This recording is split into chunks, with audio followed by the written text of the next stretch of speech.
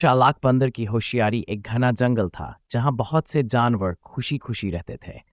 उन्हीं में एक चालाक बंदर मोनू भी था। मोनू बहुत शरारती था, लेकिन साथ ही बहुत होशियार भी था। वह पेड़ों पर झूलता, स्वादिष्ट फल खाता और अपने दोस्तों के साथ खेलता। जंगल के जानवर हमेशा खुश रहते थे, लेकिन एक दिन उन पर मुसीबत आ गई। जंगल में एक खतरनाक और भूखा शेर आ गया। वह रोज शिकार की तलाश में घूमता और छोटे जानवरों को पकड़कर खा जाता। जंगल के सभी जानवर डर गए और छिपने लगे। जानवरों की परेशानी, हर रोज शेर किसी न किसी जानवर को अपना शिकार बना लेता। हिरण, खरगोश और यहाँ तक कि तोते भी डर के मारे अपने घोंसलों से बाहर नहीं निकलते थे। सभी जानवरों ने एक जगह इकट्ठा होकर इस समस्या का हल निकालने की कोशिश की, लेकिन कोई भी शेर को हराने की तरकीब नहीं सोच सका।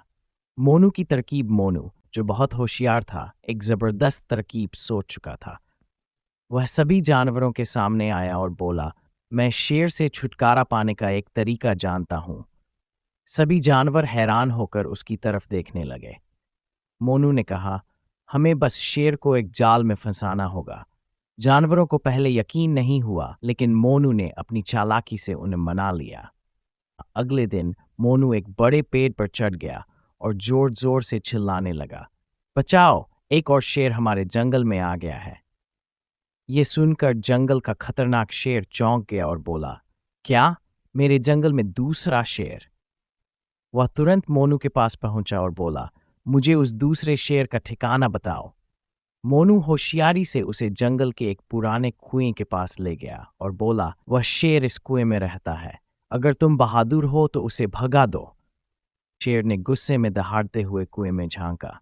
पानी साफ था और उसमें उसका अपना अक्स दिखाई दे रहा था, लेकिन शेर समझा कि यह दूसरा शेर है। वह जोर से दहाड़ा तो पानी में उसका अक्स भी दहाड़ने लगा।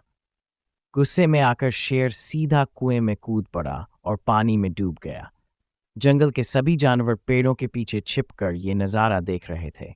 जैसे ही शेर डूबा, सभी खुशी से झूम उठे।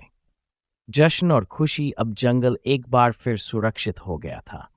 सभी जानवरों ने मोनू का धन्यवाद किया और उसकी बुद्धिमानी की सराहना की।